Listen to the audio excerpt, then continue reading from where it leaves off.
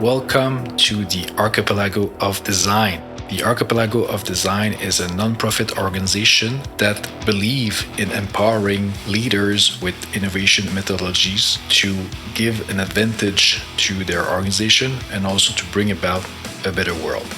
Today, we are going to host the Tension podcast series, which is an in-house series sponsored by the Department of National Defense Mines Program and the Center for Military Studies based at the University of Copenhagen. So why tensions? Well, tensions are usually some things that we shy upon, that we don't usually tend to want to address head-on.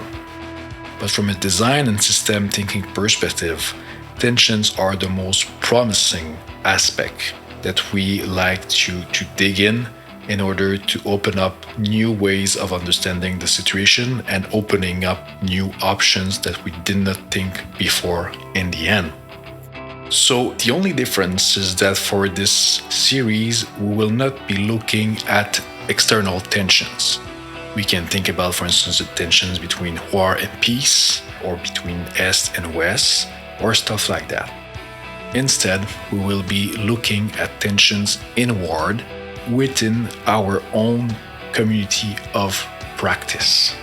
And I would push this even more within our own learning system, comparing for instance, the two different ways of looking at the world. And today, this is exactly what we are doing by starting this series by looking at two different ways of approaching a strategy. The first one is a deliberate way of approaching strategy that is more aligned with strategic planning. And the other way is emergent strategy, that is seizing phenomena that are arising on the horizon to strategize on the go. And in between, you have strategic design. For the second episode, we will look at the tension between civilian design methodologies and military design methodologies, and so on and so forth. My name is Philippe Beaulieu-Brossard, and I am a Marie Curie Fellow at the Center for Military Studies. I am also the co-executive director of the Archipelago of Design and also a professor at Canadian Forces College, so 3 hats. And today we are going to talk about strategic design, its purpose, the assumptions behind it, and its potential in an ever complex strategic reality.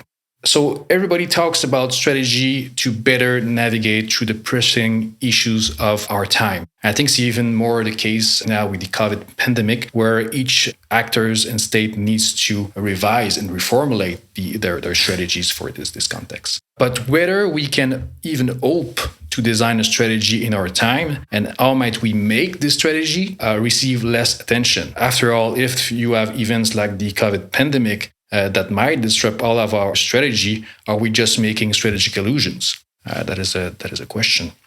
So this podcast today seeks to fill this gap by inviting leading practitioner, instructor, and theorist of strategic design. So I have with me Dr. Ofra Greicher.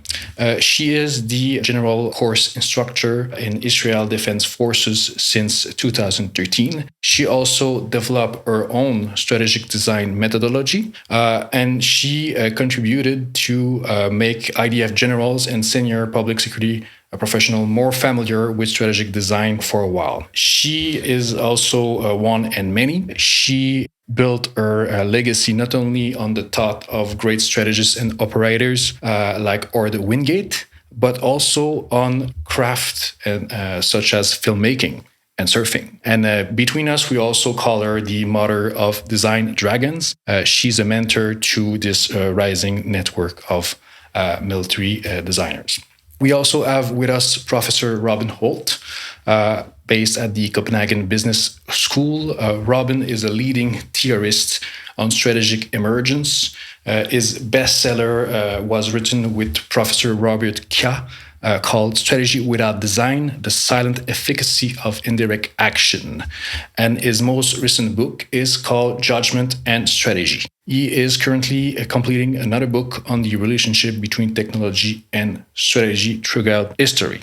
So, welcome. Thank you. Just to get it started, because well, everybody talks about strategy, but what are we talking about? And there are many ways we can make strategy. So let's start with you, Afra. What is strategic design exactly? Strategic design has started with this idea of SOD, or Systemic Operational Design, in the late 90s by Shimon Avi. It was driven by Israel or Israeli Defense Forces' lack of vision and really insistence on tactical excellence to overcome our military challenges. It just wasn't enough. And with the heavy influence of operational art and system thinking, he got to develop this new approach. We didn't use strategy at the time. We only started using strategy when we started working with the Americans in the beginning of 2004. So I would say today we should either call it systemic operational design, strategic operational design, or strategic operational disruption, depending on what is the emphasis or what is the audience that you talk to, what is their cultural background, or what is their greatest impediment to doing something new in the face of complex emergencies. Having said that, if I had to say what is strategic design to me, or strategic operational design, is first and foremost disrupting myself before I can disrupt the world in the face of complex emergencies and new potentials. Excellent. We'll go back to disrupting ourselves and the topic of identity. But before that, because you touch on complex emergence, I'd like to pass to Robin about. Can you tell us a bit about emergence and how does strategy relates to emergence? I think if we're talking about design and why Robert and I wrote a book, which was a slightly contentious title, advocating that we dispense with the design aspect, it's a sense in which we were frustrated by the ambition of the human to pull away from the messiness and the ordinariness and the contingency of everyday conditions, and to use design as a way of smoothing over the passage of life. And in that sense, design has a long history of creating illusions insofar as ever since the Renaissance, for example, with the Vitruvian kind of man, the idea of the human at the center of things, the idea of pushing nature away, of using design as an intervention into the world. There's a suspicion that we are closing ourselves off as much as revealing ourselves. So Robert and I were, in a sense, finding in design, the term design, the aspirations behind design, a kind of self-willed kind of immunity, a declaration of independence, if you like, from humility, that no longer do we have to face the everyday. We can create these ideal spaces and live in those instead. So you just take architecture, someone like Le Corbusier, who has these kind of immensely impressive, smoothly ordered images of perfectly running cities, perfectly running buildings, machines for living. And this just appears seductive, and yet it's completely unreal. And I guess actually trying to live in these places would be really quite a struggle. But fortunately, they never really get built. But they're, in a sense, so if this is what we understand by design, then we advocated a kind of turning away from design. Because it lives and breathes on the basis of a pretense that the human can create something by itself. And we no longer, in a sense, acknowledge the presence of things, of the world, in its guise, in its way of being. So if I was to talk about emergence in that context, then emergence is an awareness of a reconnection to things and the world in their own terms, rather than an attempt to sort of shy away or skew away or turn away from them. Thank you, Robin. So, Afra, what do you think about what Robin just said? We know that strategic design already tries to pick up from complex emergence and try to do something with it, acknowledge it at least. So how would you contrast strategic design and traditional strategic planning and ways means and their approach towards emergence. To me, strategic planning is an oxymoron. And why? Because planning has to do with the systems that we already have, who have been tried and true. And planning actually has to do with the first phase of the COVID-19, if we're staying in the now, where in the face of crisis, it wasn't a black swan, right? We all knew that the pandemic could have happened.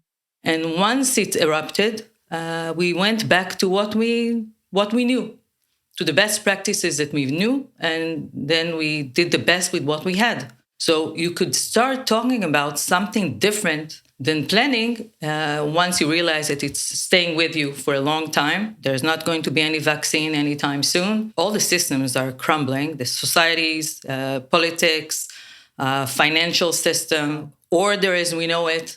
Then we need to start thinking of something totally different. And if it's totally different and cannot bear on any experience that you already have or other countries' experiences, then you cannot really plan. You have to design something new.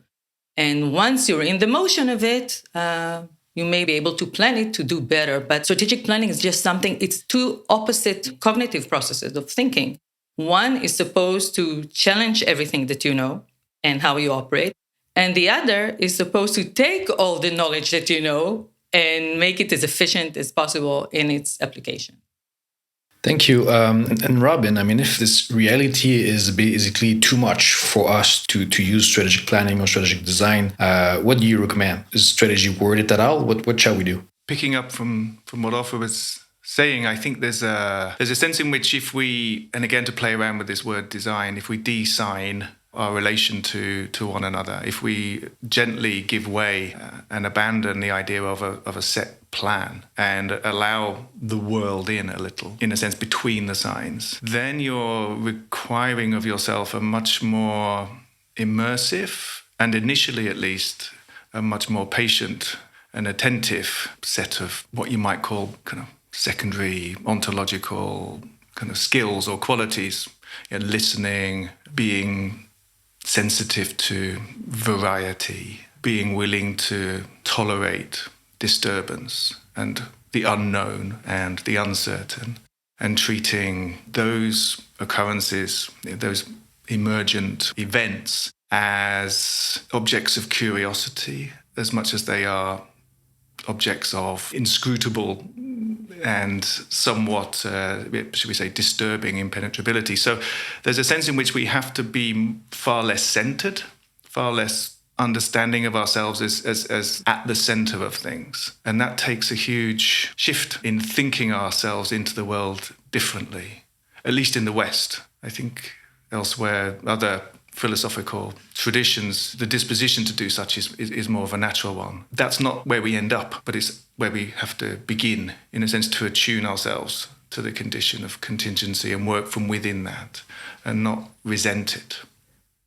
So on this, I'm trying to go back to self-disruption. What will we need to disrupt within ourselves or within our organization to aspire to this ideal of strategy making?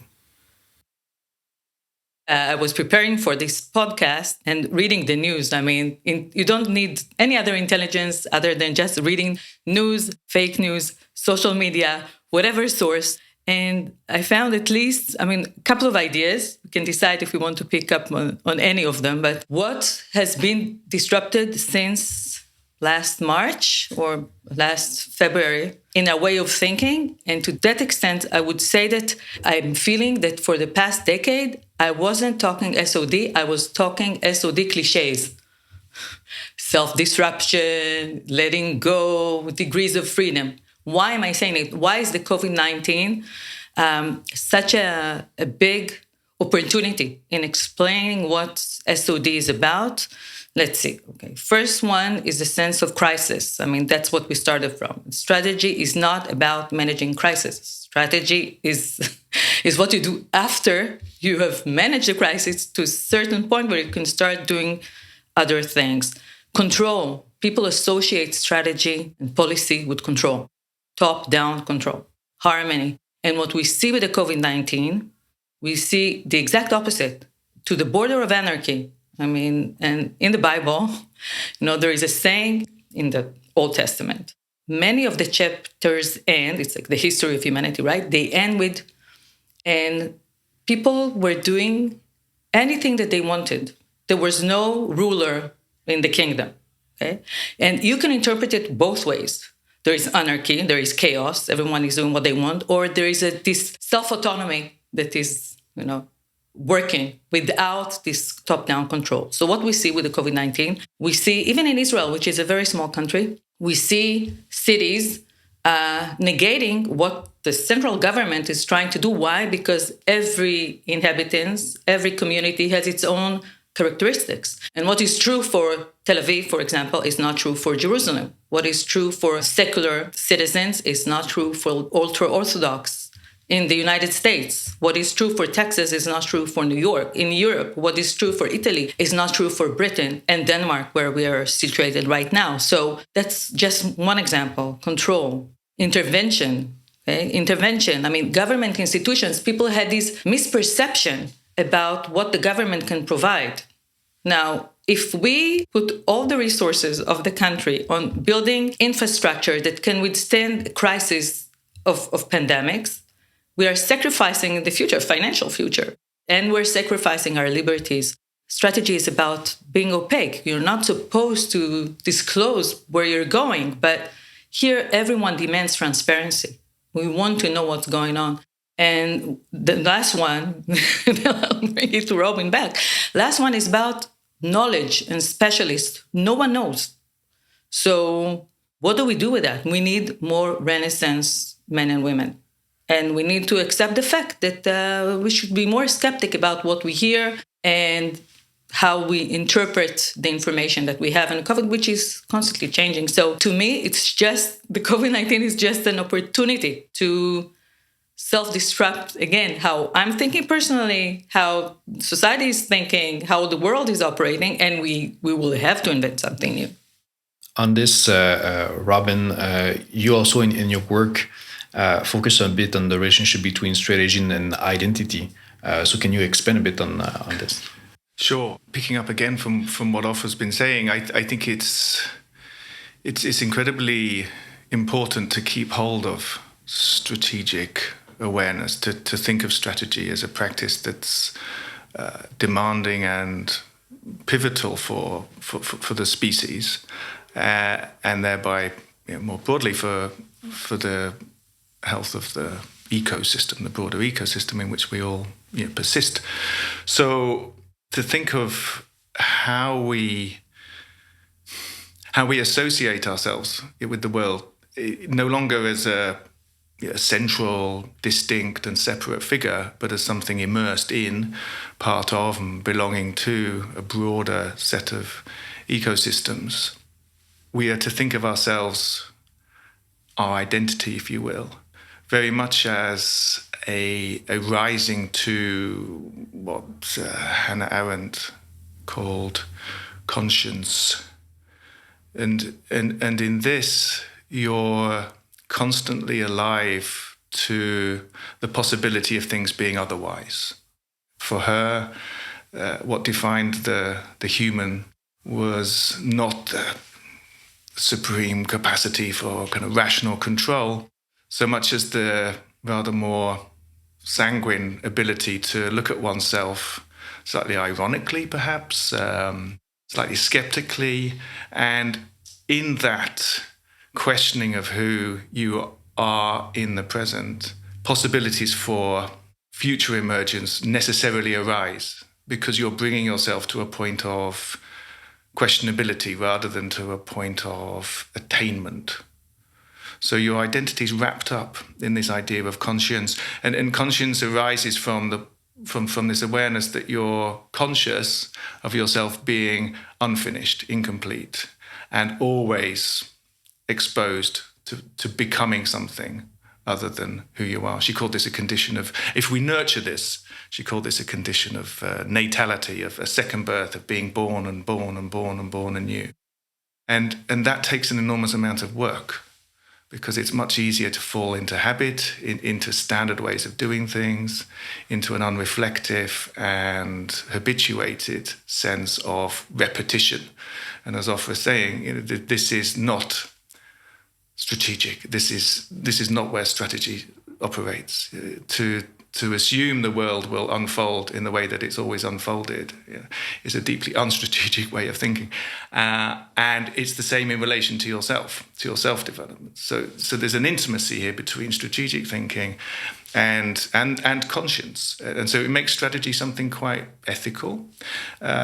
She also talked about it in terms of, this is the idea of conscience, not strategy, Arendt, in terms of it's one of these corrupted words, unfortunately, but authenticity. So to be authentic is not to be somehow essentially the right thing. It's not this kind of Platonic ideal.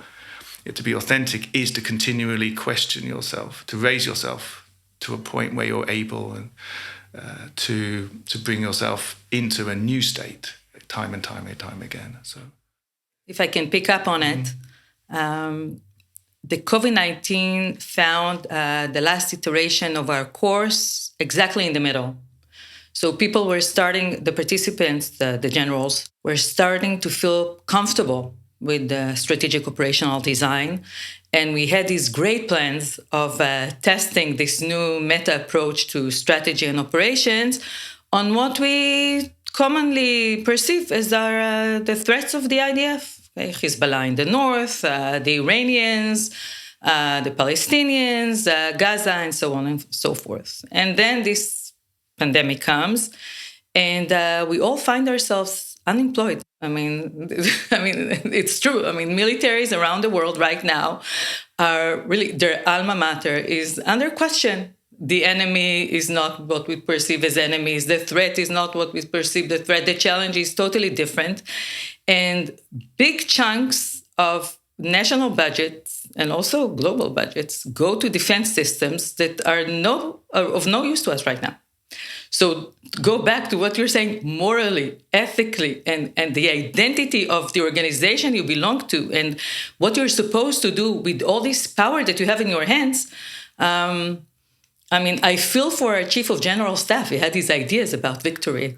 We were talking about that and how he's going to employ the IDF to better the geopolitical situation around us. But in fact, he has nothing to do right now. So you find all your soldiers, these elite fighting machines, helping the elderlies, keeping the peace, doing shutdowns, mixed with civilians, big ethical problems. When you use soldiers for that, creates a lot of tensions in Israeli society, why soldiers are being used to stop demonstrations, to stop people from working or going places. So definitely, if you want to talk about a new strategic challenge or the need for strategy, it begins, the beginning, before even the self-disruption, is to question your professional identity and personal identity. I totally agree.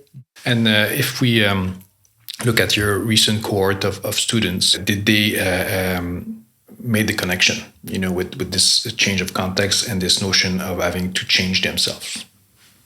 Not all of them.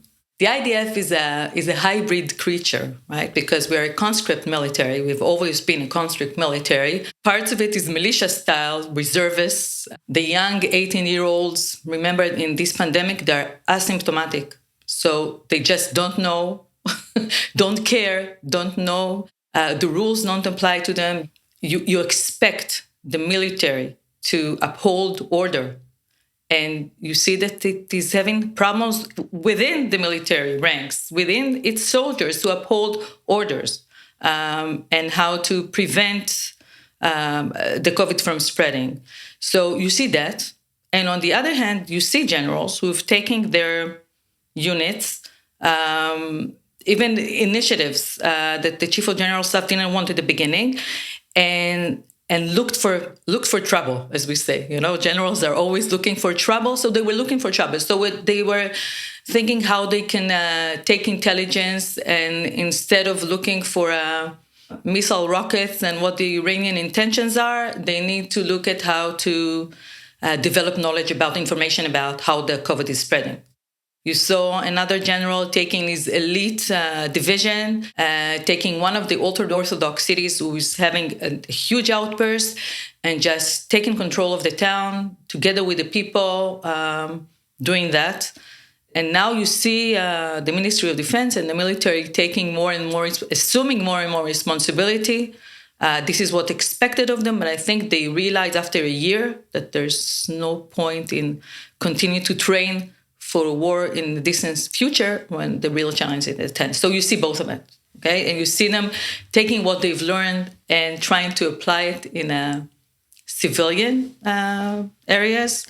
And it's a good question whether they would able to take what the lessons learned from the COVID-19 back to regular or usual military operations whenever they occur. And you, Robin, you are teaching the basically the future leaders of Denmark, especially in management at the Copenhagen Business School. Do you hope that education is still a way for them to get to this level of wisdom or introspection that is needed to become a good strategist in the 21st century? Absolutely. I find it it's a space in which for 3 years, 5 years, depending on whether they fall into the master level as well as the undergraduate level, where you can afford people the space to think and to think of themselves in relation to themselves without necessarily incurring the pressures of everyday instrumental life. So it's a preparatory space in many ways. But it takes some effort to consciously think that through. And again, if I can call on Hannah Arendt, who was quite adamant that education should provide this enclave. She argued that so much of the educational system is increasingly geared toward what you might call the vocational and to the instilling of certain unquestioned moral principles or values, and which in combination foreclosed on the development of intelligence in students. Because all we are doing then is producing identikit human beings who fit into established ways, established norms. And in that, we're repeating the mistakes of strategic planning, if you like, in the sense that we think that we know what the future human should be like. So it's this repetition without difference. And I think what's really important about education is that you think of the student as being born again and being in a space where they can think of themselves critically, into this condition of authenticity. And she had this division, to me, very useful division between action on the one hand and labour and work on the other. Labour is the instrumental condition of meeting one's needs. These are basic, biological, almost naturalistic needs. And work is the activity of providing an evaluative framing for that work of labour. So why we do this and not that, why this need is more important than that. So you establish a hierarchy. And that typically takes up or consumes most human life. It's the life of what the Greeks would call the oikos, the household, of correct administration. And in a business school, this is the obsession, if you will. This is where everything is geared toward, and where companies feel as though they should also be kind of committed into efficient labour and backed up by these principles which are configured through work, principles of efficiency and effectiveness. Arendt believed that education should push you into what she called the realm of action. And action typically took place in, if we're looking at in terms of the Greek context, the oikos, the household, the administration, in the polis. And that was where the citizen became the citizen, the public spirited figure, rather than a figure correctly managing a household with limited means, rather than a figure attempting to realize a set of goals. This is the figure of the citizen who is openly, publicly discussing, arguing opinion.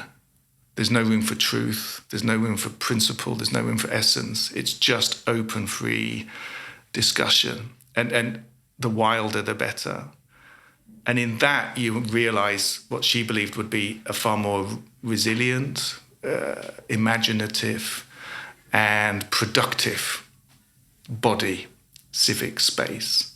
And that the job of strategy, even if we go back to the root of strategy, the strategoi, these were the generals responsible for looking after the entire city-state, which included the polis as much as it did the oikos. And so I guess my view of the business school, and more broadly of education, is that we have to try to push education into this awareness that there is an oikos and a polis, not just an oikos, not just a household to be correctly administered. So strategy should think of itself as a practice, as configuring a spatial setting, an organizational setting, whether it's at a country level or a business level or a government department level, as both understanding its responsibilities towards the correct administration of that setting, but generating enough capacity to think itself into this more active, action-based, polis-like.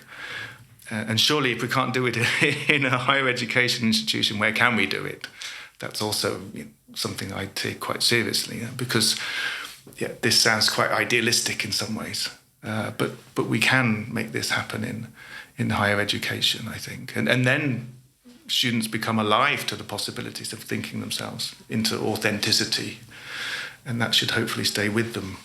I think what you're describing, we have been trying to explain it to our generals that they will find themselves, if they're true to their character, professional, what is expected of them, they will find themselves schizophrenic in the sense that on one hand, they are responsible for the system's coherence. And on the other hand, they're supposed to challenge the system all the time. It depends if they're looking inwards or looking outwards. Mm-hmm.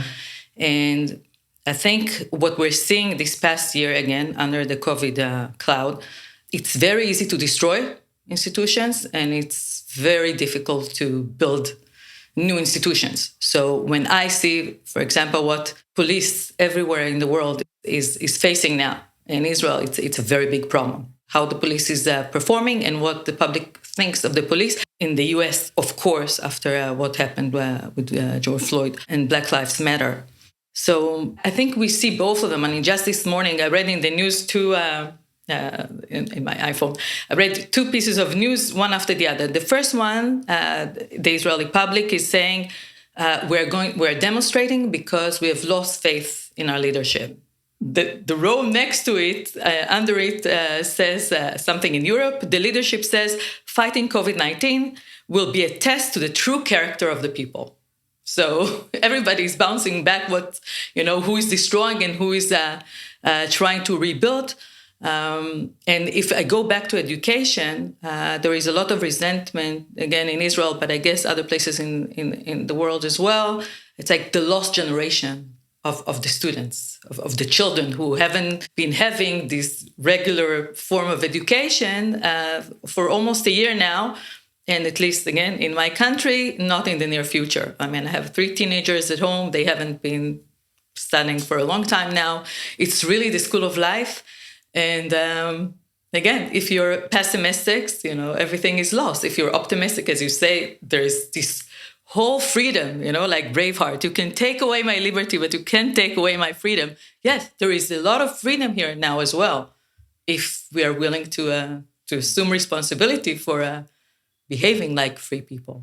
Excellent. I want to take the conversation back to more the hope and ambition of strategy. We've talked a lot about longue durée, so about how can strategic design or strategy be sustainable over time. And now we have, of course, we are in this COVID context where most of our strategy got disrupted. So is there still hope for longue durée, for making a strategy that can last through time? I keep asking myself that every day. Shall we explain the longue durée, or shall we assume that? No, let's explain. Longue durée has, I guess it's a concept that initiated in the 60s in France. You can read about it in great length in Fernand Braudel's monumental book, History of Civilizations. And in a nutshell, what it says is that civilizations or societies are a part of a greater whole in time that oversees the changes. I mean, what it means. I mean, you can have the Romans, the Greeks, the Ottoman Empire. You can see civilizations changing in a certain geography, but some traits will stay there, will remain there, withstand time. So when I think of the longue durée in sense of how it applies to strategy, I combine it with something that's also written in War and Peace by Leo Tolstoy, which says that the general, or we as a country, are always in the middle of a series of events. We never start from zero. This is something we have to remember when we talk about strategy, a new strategy, a unique occurrence that merits a unique strategy, that merits a one-time solution in the form of operation. There will always be something before that, and because it's limited, because there is a limit to the chunk in reality that we can comprehend and act upon, we will never see something through. We will never have an end to the occurrence. We can only inflict some kind of change on it. We can only affect it to a certain degree. There will be something after us. So what do we do with it? Because especially in the West, we are idealistic. Once we figure out something, we want to fix it. Again, going back to planning, we want to fix it. Not all of it can be fixed. So to me, the longue durée is a reminder. Okay, it's more of a reminder. Again, going back to ethics and moral of strategy, is to one, don't sacrifice the future or the well-being of the next generation for short-term gains of this generation. It's true for climate change, for example. So that's one thing that I keep in mind. I mean, if I don't better reality, at least don't make it worse, because there is going to be something after me, not just before me. That's one. The second thing is, I would say, when I'm trying to understand what is happening around me, I need to understand there is a different concept of time. It depends on what I'm dealing with. For example, Hezbollah in his manifest says, we are going to reach Jerusalem in 200 years. No, I'm looking at Hezbollah right now. I mean, 200 years, it's not going to be even my grandkids in 200 years. So how do I encounter a rival thinking in hundreds of years and not just in one decade? How did the founding father of Israel, David Ben-Gurion, decide in November 1947 to accept or reject the UN resolution that says we're going to divide the land of Israel between the Jews and the Arabs?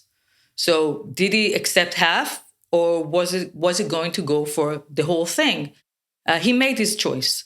So going back to longue durée and now, and I think we remember that our strategy, I would say the strategy is the longue durée, and operation is what I can achieve right now. In my strategy, I'm expanding my horizons. I see more, because it's an abstract notion. Strategy is pure logic. Okay, the operation is the form of this logic. In strategy, I can talk and think about things that I may not be able to achieve in my operation, but it remains there. There is a direction, a general direction that I want to go to, but I need to remember that my operation is going to be limited. Again, another huge tension for generals when they run things. So the same now with the pandemic, there is a sense that every action that is being taken by the government, at least some governments, is infinite. They're trying to solve everything at once.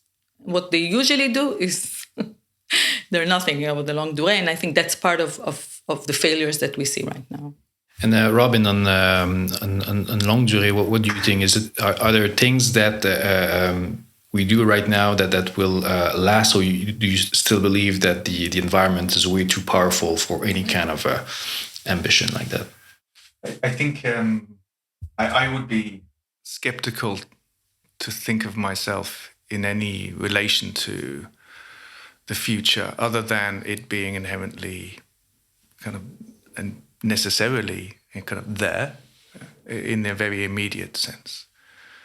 And so if I was to understand Jure in a more processual way, it would be as this kind of intensity of the moment in which one was called on to decide, to act, to think oneself or to project oneself into a future state, but without the scaffolding of hope or prediction or even optimism. I feel that there is, if you will, to be slightly contentious about this, a kind of an unreasonable expectation on hope or optimism here in our condition. By enlisting hope or thinking optimistically of the future, one is somehow discounting the present. One is somehow looking at the present always as a condition of deficit in relation to the future, as though the future will, by definition, be more impressive than the present, and that strategy is the practice of negotiating that relationship of deficit. And so I would, in a sense, caution us to at least be skeptical of that assumption, that the present is at least present, and therein we should take heart as much as feel anxiety about that. So there's something about hope and optimism and this idea of progress and of a future that somehow we can envisage or script ourselves into, that I feel is slightly problematic, and it almost abnegates us from living properly. By properly, I mean developing these dispositions that I was alluding to earlier of authenticity, of thinking ourselves into ourselves. Yeah. So it means that you would not advocate for learning strategic foresight or all of these methodologies. I think the idea of foresight is interesting insofar as it demands the exercise of imaginative power, which can only be productive and generative in the present. So if one envisages a scenario and yet is able to relate to that scenario as something inherently other, as something inherently distinct and distant, one takes in a sense, a stance towards it, which has distance. Yeah. So it's like a double stance, if you like, a die stance. Then there's huge possibilities there. To go back to this idea of natality, of imagining things to be otherwise. Yeah, this is an incredibly productive way of being. The problem arises when you commit to that scenario, to that future, as the future, toward which one has to kind of cybernetically organize oneself, as though a failure to do so would somehow be a diminishment, would somehow be an acceptance of weakness. So I think there's a more complicated relationship to the idea of a forecast than either saying it's good or bad. Yeah? It can instill a relationship of dependency, a debilitating one, but it can also instill a relationship of an animated and a very productive relationship. And Afra, what do you think? Because I think that you are not teaching foresight to your generals. So what do you think about using it? What do you do with the future? Yes, we believe there can only be one. We think you should visualize. Visualization is a powerful part of our doing strategy. By visualization, I mean not imagining something that hasn't happened yet, but trying to bring a new form out of a new logic, but they are codependent on each other. We co-evolve from talking about the logic or trying to understand what we see and realizing the potential there in the context that we explain. So what I don't like about, I think it's not liking or not liking. I think it's a powerful tool for planners to figure out which direction they want to go after they realize where they want to go. So what would be more efficient in solving something? But it doesn't take you anywhere near trying to understand where you want to go. So since strategy for us is about asking the right questions and not finding the right solutions, I think it's the wrong tool to apply when you're trying to figure out where you want to go. Now, what we think should be done again is, apply system thinking, because for us, complexity needs the language of systems or even system of systems. That's what needed. And many times when I see people, again, applying foresight, is in each scenario that is being built, one of the aspects of the emergence is being lifted and being treated. And the biggest problem that we're facing as generals is trying to synthesize tensions together. At the end, we're trying to mediate tensions. We're trying to mediate the disharmony. This is why, again, we are influenced also by the ancient Chinese, okay, the idea of Tao. So this is why I personally don't use it. We don't use it in a general's course. We developed this one story. This, again, I'm saying strategy is a good story, good argument, should be a good argument and a good story. But it's all about finding the right motivation and pursuing this logic. Again, doing all kinds of things during it. But at the end, you come up with this one explanation that you believe in it, and that's what you're going to sell. And that's what you're going to explain to yourself, to your bosses, to your public, and to your enemies. If you have an alternative options, you're confusing yourself. You're confusing yourself, you're confusing your subordinates, and you're confusing your enemies. If there's more than one end to what you're trying to do. So personally, I'm against, I think strategic foresight or this tool of scenarios is not applicable in my mind. So talking about time, technology remains a key driver of how human beings evolve and how we need to think strategically. And I think, Robin, your upcoming book will touch on the topic. So can you tell us a bit about it? Sure. So we're thinking of our relation to the condition in which we find ourselves as being increasingly mediated through technology, to the point where it becomes very difficult to distinguish ourselves and the condition in which we find ourselves. So thoroughly implicated are we, so thoroughly integrated are we in the wider condition through technological mediation. And social media would be just one example. For example, the kind of thing we're doing right now. So what we've tried to do, again, as academics are wont to do, if you will, is to try and collapse the world into some form of conceptual framing in order to then try and distill an understanding of the condition in which we find ourselves. And in this, we've packaged human history rather arrogantly into three epochs. The first being techne, the second technology, and the third technogenesis. And so these we call strategic epochs of strategic practice or thinking. Techne is a rather archaic and slightly romanticized view of how, as human beings, we related to our wider condition in a fairly predictable, seasonally sensitive, regular, slightly humble set of concerns and activities. We take the root of planning, the etymological root of planning, and find it synonymous with, in the Latin at least, with planting. And so we take this up as a kind of a motif, to say that in the first epoch, there was this capacity just to go along with things and to adapt and to work within the condition in which we find ourselves, rather than an attempt to control it.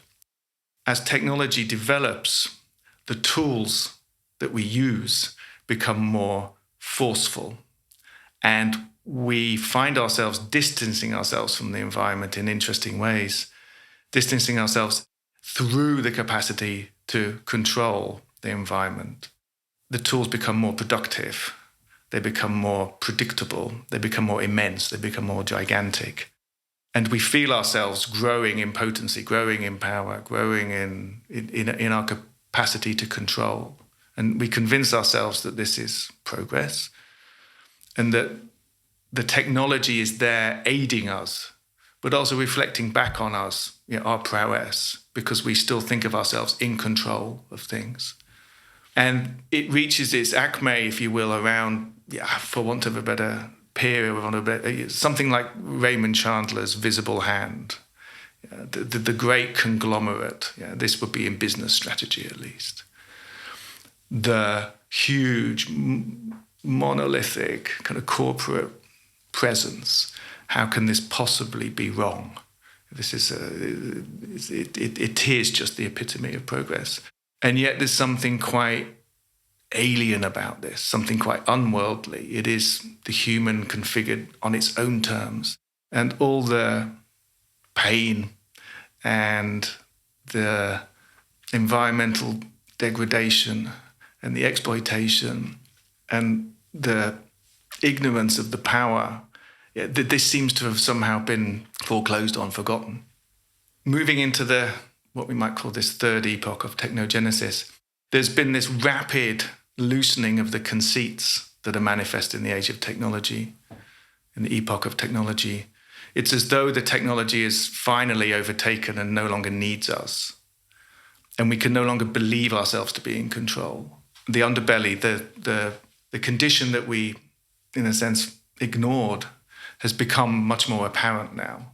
And this is profoundly altering how we must think of ourselves strategically, because we can no longer think of ourselves as in control of anything.